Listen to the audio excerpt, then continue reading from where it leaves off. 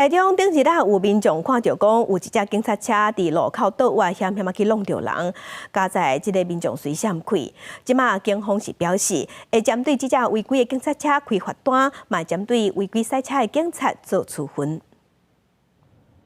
穿红色顶冠衫的过路人行伫个斑马线当要过车路，这时阵对向一台警察车当要倒弯，但敢若无发现过路人差一点仔弄着，过路人嘛惊到，伫紧张的时阵，佫想要用手来动车，规个过程拢互其他的民众看到啊。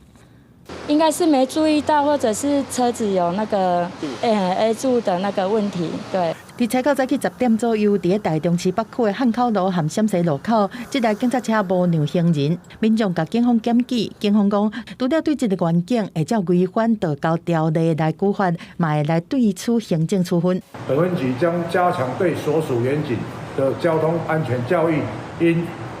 遵守这个慢看停原则。根据台中市警察局的统计，汽机车无让过路人发生事故，第一季1月到3月有227件，第二季4月到6月是192件，看得出趋势是有在降。但是这半年已经造成508个人受伤，而且顶半年度已经处理5025件。国加上14个所在有处理无停让过路人的科技执法，让互过路人的安全更较有保障。共取缔了57件，但因为目前我们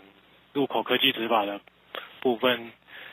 民众其实到这个路口看到有科技执法牌面，都会遵守相关规定，所以这部分取缔的件数也会慢慢减少。这样就是以前没有这样子啊，就是现在有罚款以后，大家就比较会礼让啊。就算是红灯了，也要看车子有没有过来再走，对吧？这样会比较安全一点。真侪民众讲，透过科技执法和动法，路口的停让虽然是渐渐有效果，但是伫个无处地的路口，因为是定有无让过路人的状况，除了加刑罚，过路人和驾驶嘛要互相尊重，安全才会当整体来提升。记者综合报道。